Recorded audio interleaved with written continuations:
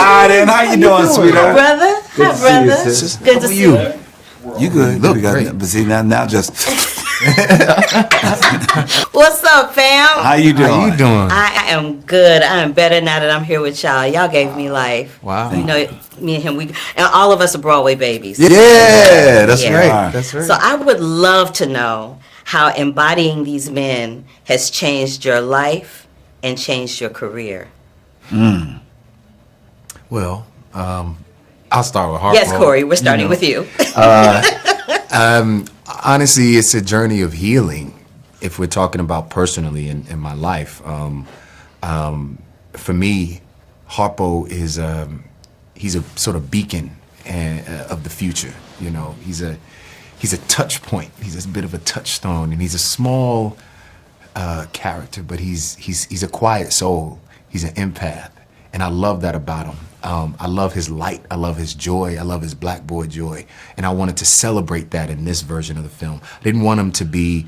I wanted him to be conscious of the choices that he was making, even though he might be unconscious of the hurt and the trauma that was passed down on him.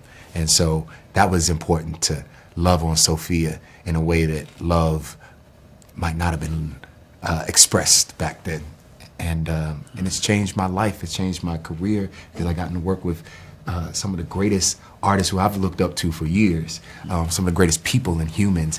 And as you know, Mama O says, all things purple are all things divine. So I'm blessed to be on this legacy, you know.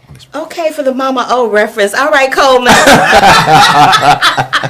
I would say I would echo that, but also I would say that you know, roles and work come to you when you need it, and there's something divine about that, where I needed to examine the horrors of a man like Mister, but then also find out what makes him human.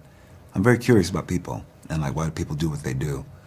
I think of myself as being a pretty well-adjusted human being who finds light and love in the world, and I'm very curious about people who operate like Mister. And then it makes me find the human things about him. What was his needs, his wants, desires? What happened when he didn't get it? And then why must he put his foot on someone else's neck? Why must he suppress others? And why? Because, you know, to understand that, like, he's stuck in his evolution in many ways. And so I know I need to go on that journey for whatever reason. I need to go on a journey in a leadership role as well, when it comes to being sort of like the man of the house.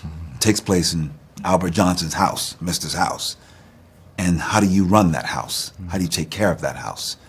Just not only as a Mister, but also as an actor, as a teammate with my company. I feel very, very blessed that this role came along right now. I feel like, would I have been able to do this maybe 10 years ago? I don't think so.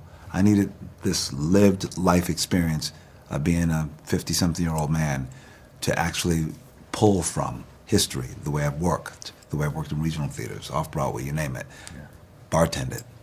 It all leads to something, and it's just about part of the evolution of your work. So I feel very blessed, and to work with, you know, I mean, come on now, we're working with Spielberg and Quincy Jones and Oprah Winfrey. Things can't get any better, but maybe they could. And they will, because you guys, your range and what you've been able to do. I mean, Dr. Dre, Demeter, and I ain't even gonna start with you. Come on. I am so looking forward to this new journey that y'all are going on. It's gonna be fantabulous. And I'll be your cheerleader every step of the way. Thank you. We appreciate you. I received that. I appreciate y'all. Thank you. Appreciate you. Bye. Let me get you up out of here. Out your head there. There we go.